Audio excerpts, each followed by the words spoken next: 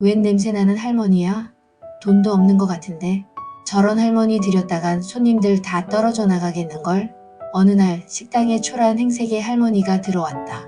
낡은 옷과 세월이 느껴지는 손, 그리고 조심스러운 발걸음.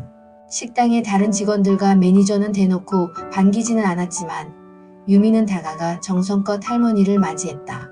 유미는 한국에서 유명한 보쌈 프랜차이즈 식당에서 일하는 평범한 경력직 직원이었다. 그녀는 언제나 밝은 미소로 손님을 맞이했지만 다른 직원들 사이에서 크게 눈에 띄지는 않았다. 그러나 그녀에게는 남다른 따뜻함이 있었다. 그것은 바로 그녀를 키워준 외할머니에게서 물려받은 마음 씀씀이었다. 할머니, 무엇을 드릴까요? 날이 추운데 따뜻한 보쌈 한 접시 드시겠어요? 그 할머니는 유미의 다정한 태도에 고마워했다. 할머니는 이내 미소를 지었다. 그래, 보쌈 한 접시만 부탁할게. 그 후로도 그 할머니는 가끔 식당을 찾았다. 하지만 직원들은 여전히 무심하고 퉁명스러웠다. 유미만이 변함없이 따뜻한 태도로 할머니를 대했다. 할머니를 볼 때마다 유미는 돌아가신 외할머니가 생각났기 때문이다. 어린 시절 외할머니 손에서 자란 유미는 외할머니의 따뜻한 사랑을 늘 가슴에 품고 있었다. 어린 시절 유미는 부모님을 일찍 여의고 외할머니의 품에서 자랐다. 외할머니는 언제나 따뜻한 미소를 지으며 유미를 보듬어 주었다.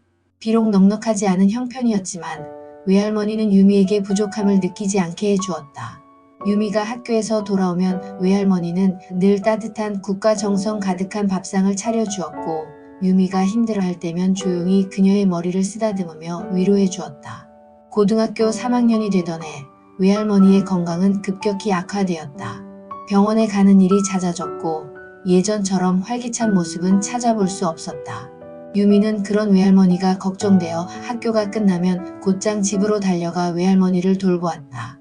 그러던 어느 날 외할머니가 유미를 조용히 부르셨다. 유미야, 나 갑자기 그 추어탕이 먹고 싶구나.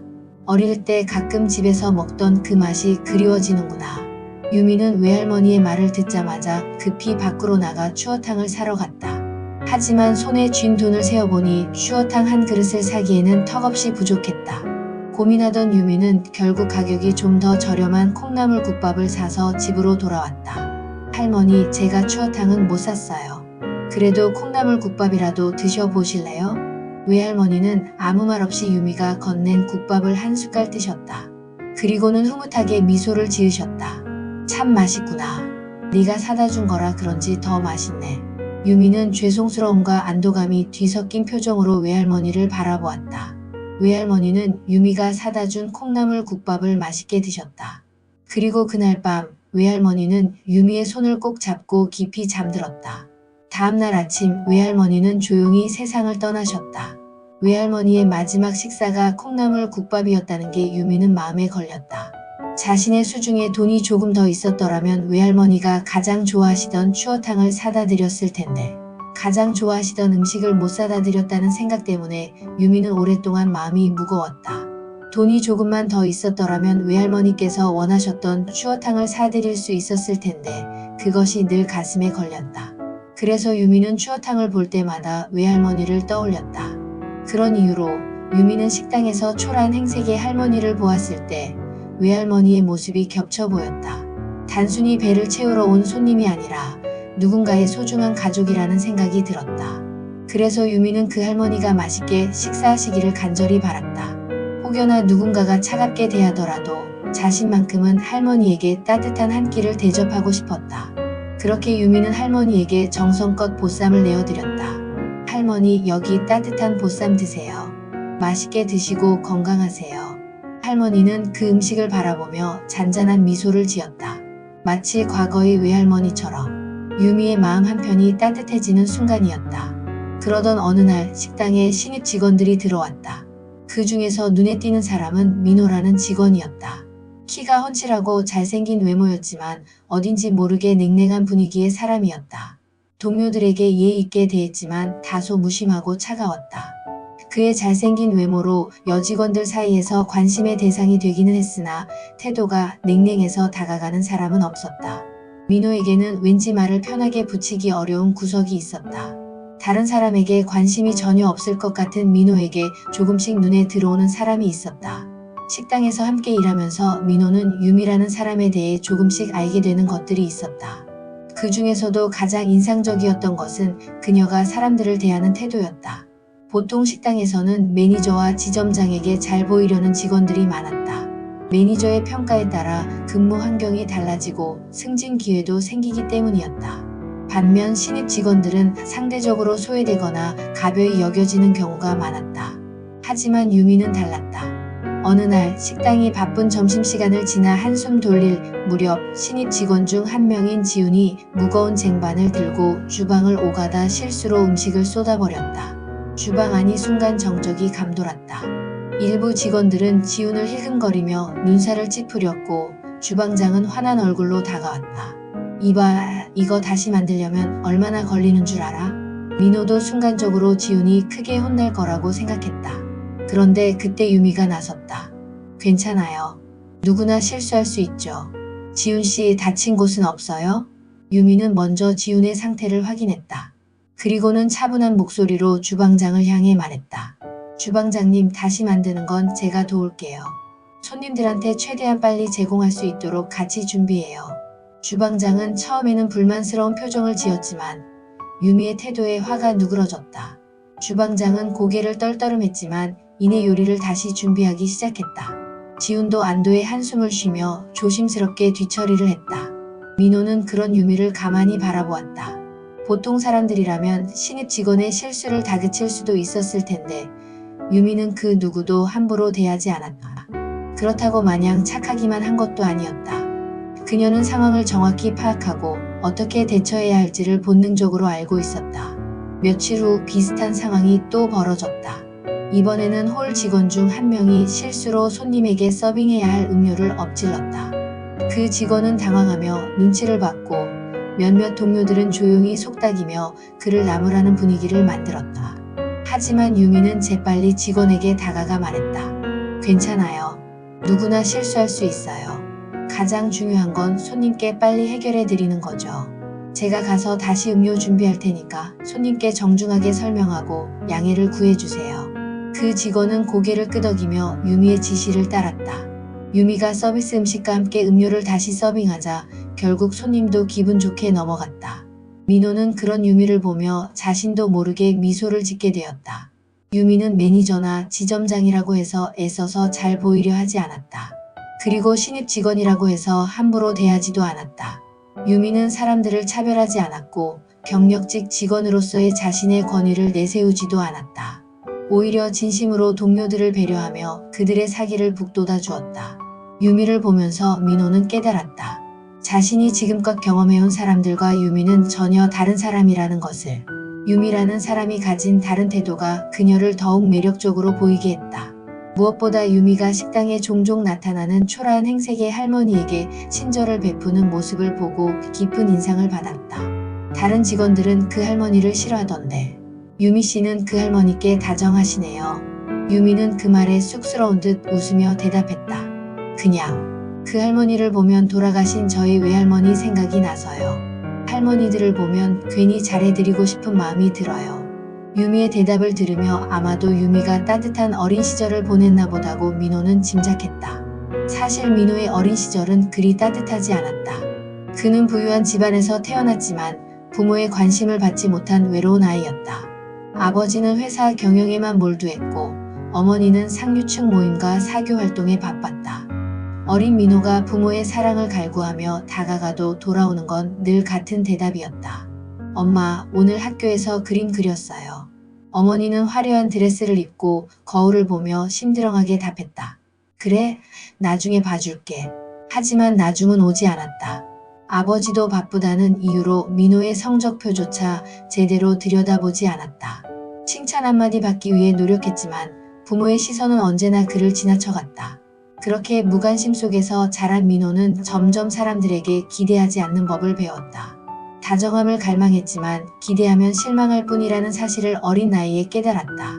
그가 마음을 터놓을 수 있었던 사람은 오직 할머니뿐이었다. 할머니만이 민호를 다정하게 안아주었고 그를 따뜻한 눈길로 바라봐 주었다. 하지만 중학생 때부터 민호의 할머니와 아버지의 관계가 크게 어긋나기 시작했다. 할머니는 지역에서 작지만 내실 있는 식당을 운영하며 손님 한 명 한 명에게 정성을 다하는 것이 중요하다고 생각했다. 하지만 민호의 아버지는 달랐다. 그는 사업적 감각이 뛰어났고 할머니의 식당을 본점으로 각 지역마다 여러 지점이 있는 대형 프랜차이즈로 성장시키는 데 집중했다. 처음에는 할머니도 아들의 결정을 존중했지만 점점 사업이 커지면서 충돌이 생겼다. 할머니는 각 지점의 품질과 서비스가 본점처럼 유지되기를 바랐지만 아버지는 확장과 수익 극대화를 우선시했다. 결국 가족회의에서 두 사람은 격렬하게 대립했다. 어머니, 이제는 시대가 변했어요. 전통만 고집해서는 살아남을 수 없습니다. 더 많은 고객을 확보하려면 시스템적으로 운영해야 합니다. 내 말도 맞지만 우리가 처음 시작했을 때의 마음을 잊으면 안 된다. 음식 장사는 돈만 쫓아가면 안 된다. 사람을 섬기는 마음과 정성이 먼저야. 이후 두 사람은 대화조차 쉽지 않게 되었다. 결국 할머니는 프랜차이즈 사업을 시작하면서 같이 살았던 서울을 떠나 시골에 내려가서 따로 살게 되었다. 민호는 어린 시절부터 그런 갈등을 지켜보며 자랐다. 그는 할머니를 존경했고 할머니와 함께 살고 싶었다. 그렇지만 어쩔 수 없이 아버지의 영향력 아래 성장하게 되었다. 할머니가 집을 떠난 순간부터 민호는 세상에 완전히 혼자가 된 기분이었다. 효율성을 가장 우선에 두는 아버지에게 아들 민호는 시간만 많이 드는 비효율적인 존재였다. 사업이 커지면 커질수록 민호는 부모님과 점점 더 멀어져 갔다. 민호 역시 점점 따뜻한 사랑을 기대하는 마음을 접고 벽을 쌓기 시작했다. 그런 민호가 대학 시절 처음으로 마음을 연 사람이 있었다. 그녀는 다정했고 민호가 부족했던 따뜻함을 채워주는 존재처럼 느껴졌다. 그녀와 함께 있을 때만큼은 자신의 상처도 치유되는 것 같았다. 그러나 그 믿음은 오래가지 않았다. 그녀가 사실은 민호의 배경을 보고 접근했다는 사실을 알게 되었다. 어느 날 그녀가 친구들에게 하는 말을 듣게 되었다. 민호랑 있으면 편해. 돈 걱정도 없고 외로움만 잘 채워주면 내가 원하는 걸 할 수 있어. 그 말을 듣는 순간 민호는 온몸이 얼어붙는 듯 했다. 그는 서로 사랑한다고 믿었지만 결국 연인도 배경 때문에 자신의 곁에 있는 거라고 생각하니 참담했다. 그날 이후 그는 사람을 쉽게 믿지 않게 되었다. 누구도 그의 진짜 모습을 보고 다가오지 않는다는 생각에 사람들에게 마음을 닫아버렸다. 그의 태도는 차갑고 말투는 냉소적이었다. 어릴 때부터 쌓아온 외로움과 불신은 그렇게 그를 단단한 껍질 속에 가두었다. 하지만 유미를 만난 뒤 민호는 서서히 변하기 시작했다. 유미는 사람들의 배경에 대해서 그다지 궁금해하지 않았다. 다만 사람들의 마음에는 관심을 두었다. 그래서 처음에 민호의 차갑고 날선 태도에도 유미는 동료로서 다가와 주었다. 그렇게 민호는 처음으로 타인에게 사람 자체로 받아들여지는 경험을 하기 시작했다. 물론 유미의 태도가 동료를 대하는 것 그 이상은 아니었다. 다른 직원들에게 대하는 것과 다를 바 없었음에도 그 태도가 민호는 참 좋았다. 유미가 자신을 동료로서도 이리 대해주는데 만약 친구라면 어떨까? 아니면 만약 연인이라면 어떨까? 괜히 그런 상상을 하기 시작했다. 어느 날 늦은 저녁 식당은 여전히 바빴다. 대부분의 손님들이 식사를 마치고 떠났지만 한 무리의 손님들은 여전히 보쌈과 술을 곁들여 늦은 시간까지 식당에 앉아 있었다. 문제는 그중 한 명이 과하게 취해 예의 없는 행동을 하기 시작했다는 것이었다. 아가씨, 여기 술잔이 비었는데 한 잔 따라주는 게 한국인의 정이랄 수 있지 않겠어요? 손님은 능청스럽게 웃으며 유미에게 술잔을 내밀었다. 유미는 최대한 차분하게 미소를 지으며 말했다. 손님, 저희는 음식을 제공해 드리는 곳이지 술을 접대하는 곳은 아닙니다. 다른 필요한 게 있으시면 도와드리겠습니다. 그러나 손님은 계속해서 장난스러운 태도로 유미를 곤란하게 했다. 아이, 너무 딱딱하게 굴지 말고 내가 지금 필요한 게 그거예요. 한 잔 따라주는 거 이 정도는 괜찮잖아요? 그 순간 평소 유미를 지켜보며 그녀의 태도를 존경하던 민호가 나섰다. 그는 천천히 다가와 유미와 손님 사이에 섰다. 무례한 손님은 자신 앞에 건장한 남자가 떡하니 서 있자 눈썹을 까딱 축혀 올렸다. 손님, 여기는 음식점입니다. 술을 따르라는 건 과한 요구인데 자칫하면 성희롱이 될 수도 있습니다. 다른 필요한 거 없으시면 가보겠습니다. 손님은 술 기운에 발끈하려다 민호의 차분하지만 단호한 태도에 기가 눌린 듯 머뭇거렸다. 그냥 서로 기분 좋게 정을 나누자는 의미였어요. 그렇게까지 정색할 필요가 없는데. 민호는 가볍게 웃으며 대답했다. 그 마음은 이해하지만 모두가 기분 좋으려면 술을 따르라는 요구는 이쯤 하시는 게 어떨까요? 결국 손님들은 별다른 마찰 없이 계산을 마치고 떠났다. 유미는 안도의 한숨을 쉬며 민호를 바라보았다. 정말 고마워요. 혼자서 감당하려니 쉽지 않았는데 덕분에 잘 해결됐어요. 나중에 신세 갚을게요. 민호는 별것 아니라는 듯 어깨를 으쓱했다. 나중에 말고. 답례하고 싶으면 밥이라도 사주세요. 유미는 고개를 갸웃하며 웃었다. 밥이요? 네. 맛집이 있는데 혼자 가긴 좀 애매한 곳이 있어서요. 민호는 능청스럽게 말했다. 유미는 어딘가 모르게 차갑던 민호가 의외의 행동을 보여 놀란 듯 했다. 하지만 이내 큰 의미를 두지 않은 듯 자연스럽게 미소 지었다. 좋아요. 언제 한번 밥 사드릴게요.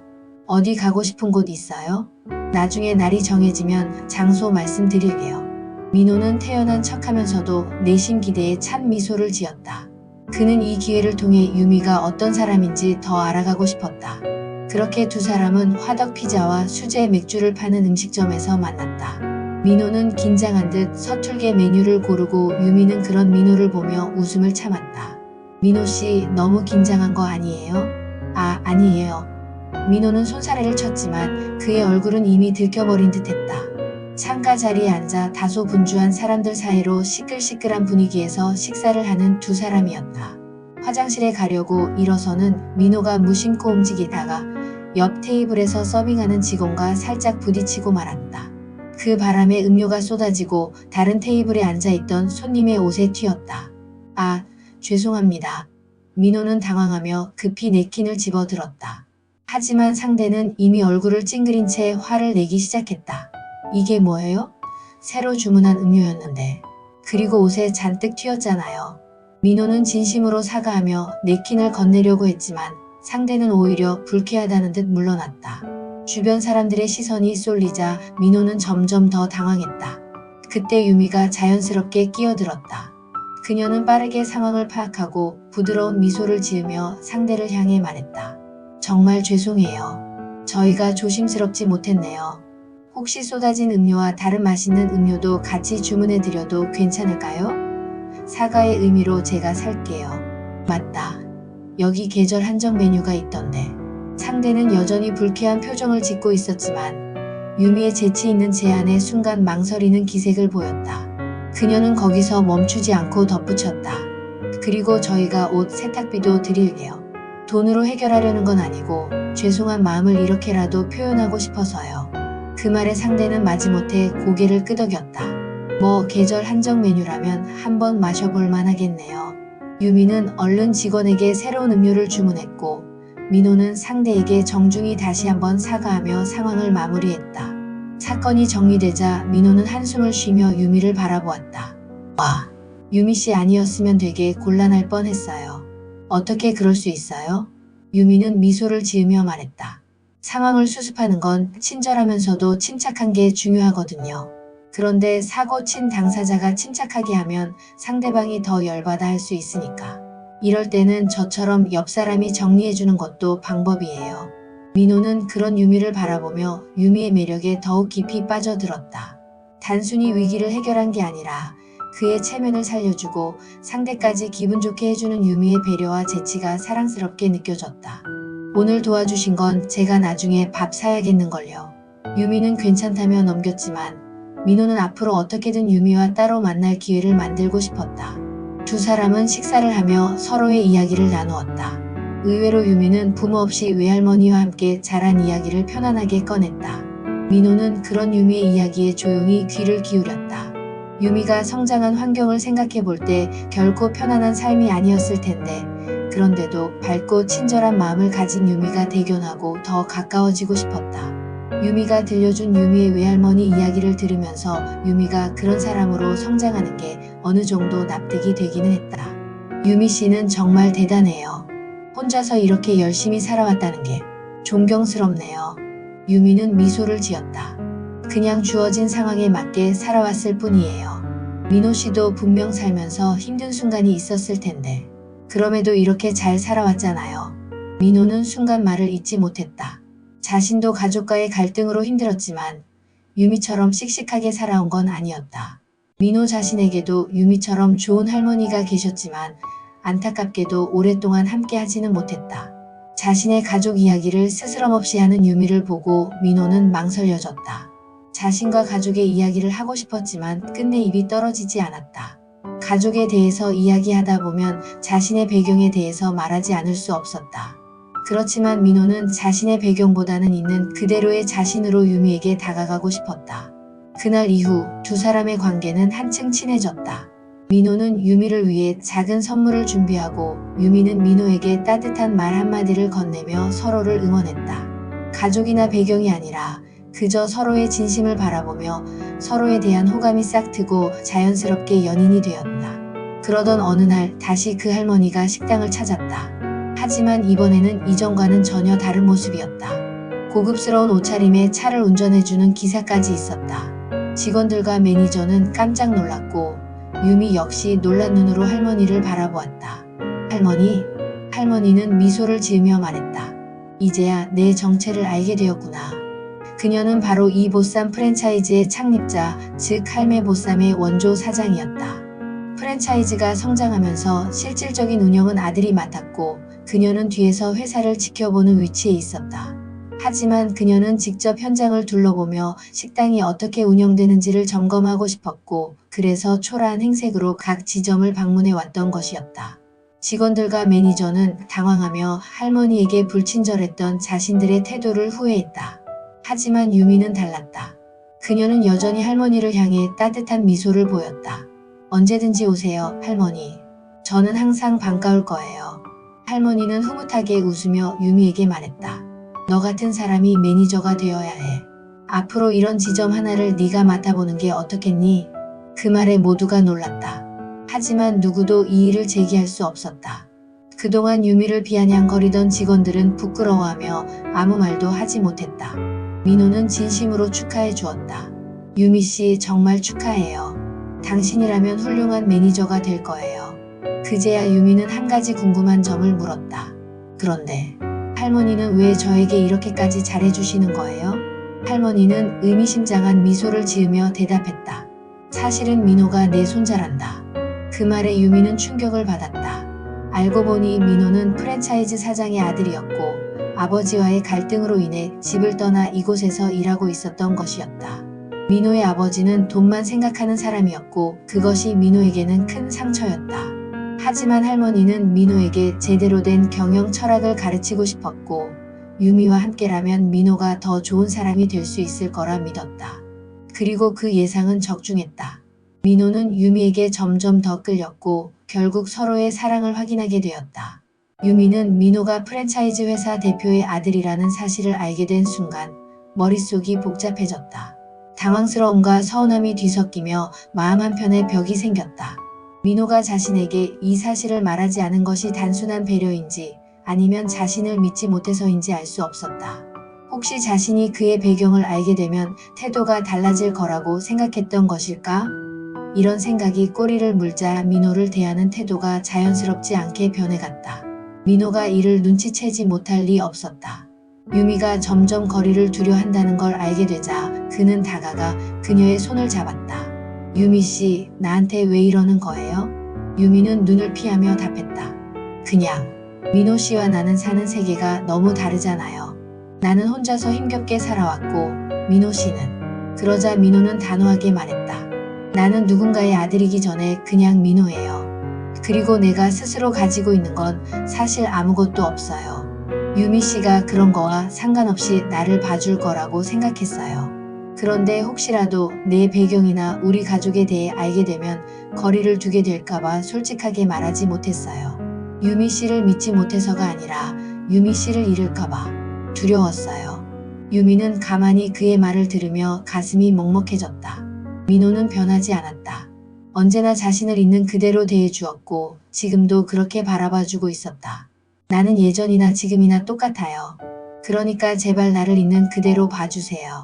유미 씨가 곁에 있으면 저는 그 어떤 것도 해낼 수 있을 것 같아요. 유미 씨에게도 그런 사람이 되고 싶어요. 그 말에 유미는 눈시울이 붉어졌다. 그녀는 천천히 고개를 끄덕이며 민호의 손을 꼭 잡았다. 그 순간 서로를 향한 마음이 더욱 깊어지고 있다는 것을 깨달았다. 유미와 민호는 새로 오픈한 지점을 맡아 관리하느라 바쁜 나날을 보내고 있었다. 민호는 지점장으로, 유미는 매니저로서 함께하면서 서로에게 힘이 되어 주었다. 그렇게 지점이 어느 정도 자리를 잡고 있을 때쯤 민호의 할머니가 위독하다는 연락을 받았다.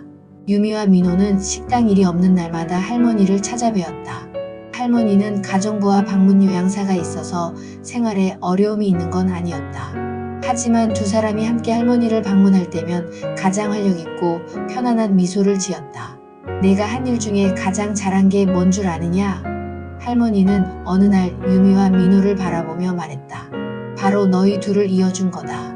너희는 서로 외로움을 잘 아는 아이들이니까 앞으로도 평생 곁을 지켜주거라. 유미는 따뜻한 할머니의 손을 잡으며 고개를 끄덕였고 민호도 조용히 할머니의 말을 새겼다. 그리고 할머니는 잠시 숨을 골랐다. 혹시라도 너희가 결혼을 하게 되거나 하면 반대나 압박을 받을까봐 내가 미리 준비해 둔 것이 있다. 내 변호사가 때가 되면 알려줄 테니 그냥 받아들이면 돼. 그 말이 무슨 뜻인지 물어보고 싶었으나 할머니는 피곤하신지 눈을 감고 어느새 잠이 드셨다. 그러는 어느 날 두 사람은 요양사에 급한 연락을 받고 곧장 할머니 댁으로 달려갔다. 의사가 할머니의 상태를 확인하고 있었고 민호의 부모님도 와 있었다. 할머니, 민호가 다급히 손을 잡자 할머니는 힘겹게 눈꺼풀을 들어 올렸다. 그리고는 천천히 유미와 민호를 바라보며 미소를 지었다. 그 미소는 마치 마지막으로 두 사람을 확인하는 듯 했다.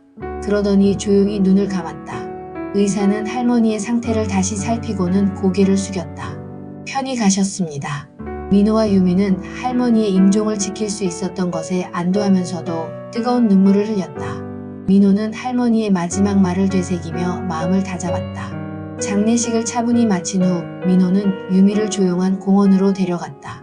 노을이 지는 하늘 아래 벤치에 나란히 앉은 두 사람. 민호는 주머니에서 작은 반지 상자를 꺼내며 유미를 바라보았다.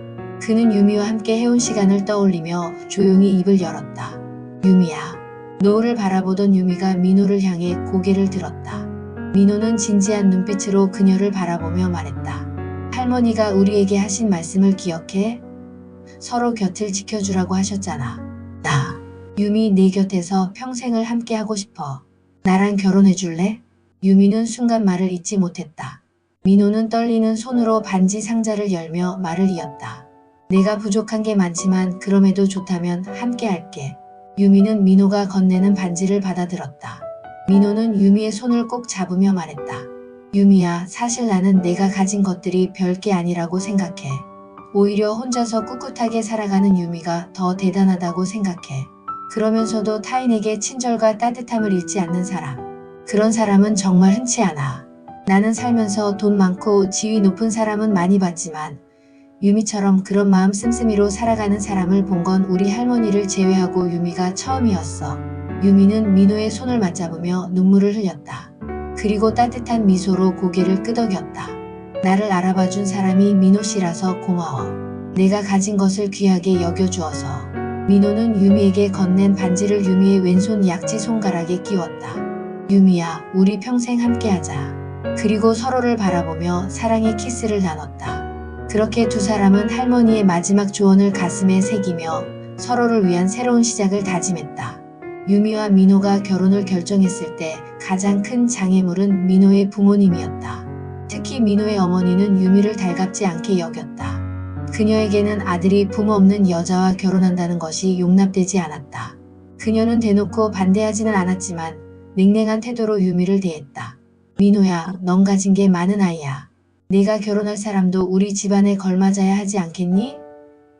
그녀는 조심스럽게 말을 꺼냈다. 하지만 민호는 단호했다. 어머니, 유미는 저에게 가장 소중한 사람이에요. 가진 것이 아니라 어떤 사람이냐가 더 중요하지 않나요? 그리고 할머니가 이어주신 소중한 인연이에요. 그럼에도 불구하고 민호의 어머니는 쉽게 마음을 돌리지 않았다. 그러나 이때 돌아가신 할머니의 변호사가 나섰다. 할머니가 유언으로 민호가 유미와 결혼을 하게 된다면 할머니가 남기신 재산과 주식 일부가 유미에게 양도된다는 내용이었다. 그 주식의 규모는 앞으로 민호가 경영권을 물려받게 된다면 경영권 방어에 있어서 아주 중요한 역할을 할 정도였다. 할머니의 마지막 유언을 알게 된 민호의 부모님은 더 이상 반대할 수 없었다. 할머니의 뜻을 거스르기에는 주식의 영향력 또한 무시할 수 없었기 때문이다. 결국 민호의 부모는 마지못해 결혼을 받아들였다. 결혼이 확정되자 민호의 어머니는 유미와 민호가 본가에서 신혼생활을 하길 원했다. 그러나 할머니의 유언에는 둘에게 남긴 재산 중 집 한 채에서 신혼을 5년 이상 한다는 조건이었다. 할머니는 유미가 민호와 결혼할 때 어려움이 있을 거라는 것을 알고 있었다. 자신이 죽고 나서도 유미에게 든든한 방패가 되어주기 위해 그렇게 미리 준비를 해둔 것이었다. 이렇게 해서 유미와 민호는 할머니가 마련해 주신 집에서 신혼생활을 시작했다. 두 사람은 조용한 신혼집에서 서로를 더욱 이해하고 사랑하며 하루하루를 쌓아갔다. 알콩달콩한 생활 속에서도 일에 대한 열정은 변함이 없었다. 둘은 함께 운영하는 지점에서 더욱 노력했다. 유미는 직원들에게 친절의 중요성을 강조하며 CS 고객 서비스 교육을 시작했다. 진정한 친절은 그냥 겉으로만 하는 것이 아니라 상대를 진심으로 배려하는 마음에서 나오는 거예요. 손님 한 분 한 분을 가족처럼 대하면 그분들도 우리를 가족처럼 생각할 겁니다. 유미의 교육을 받은 직원들은 점차 변해갔고 손님들도 그 변화를 알아차렸다. 입소문을 타면서 지점의 매출은 급격히 상승했다. 결국 유미와 민호가 운영하는 지점은 전국 체인점 중 매출 1위를 기록하며 탑 지점으로 떠올랐다. 이러한 성과를 인정받아 민호는 본사에서 지점장 교육을 맡게 되었고 점차 중요한 경영 업무를 담당하게 되었다. 그는 본사에서 지점 운영 노하우를 전수하고 각 지점장들에게 실질적인 운영 전략을 교육했다. 그의 경험과 현실적인 조언들은 지점장들에게 큰 도움이 되었다. 한편 유미는 자신의 경험을 바탕으로 프랜차이즈 직원들에게 CS 교육을 지속했다. 그녀의 교육 방식은 실질적이었고 직원들은 그녀를 존경했다. 단순한 매뉴얼이 아니라 따뜻한 마음에서 우러나오는 서비스 정신을 가르치는 그녀의 교육은 프랜차이즈 전체에 큰 영향을 미쳤다. 사람들은 유미가 어떻게 이 자리까지 오게 되었는지를 알고 있었다.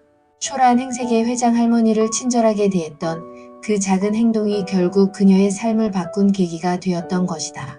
사람들은 유미를 존경했고 그녀의 따뜻한 태도와 성실함을 부러워했다. 그렇게 유미와 민호는 각자의 자리에서 최선을 다하며 함께 성장했다. 민호는 점차 경영 수업을 받으며 경영진으로서의 입지를 다져갔고 유미는 직원들의 귀감이 되며 브랜드의 이미지를 높였다. 두 사람은 서로를 지지하며 함께 미래를 만들어갔다. 유미는 하루의 일과를 마치고 집으로 돌아와 밤하늘을 바라보았다. 하늘에 계신 두 할머니를 생각해봤다. 자신을 길러준 외할머니와 민호의 할머니를 떠올리며 감사한 마음이 들었다. 자신이 따뜻한 사람으로 성장하도록 그리고 그 따뜻함이 인생의 날개가 되도록 해준 분들이었다. 밤하늘의 별을 보며 유미는 유난히 별이 빛나는 밤이라고 생각했다.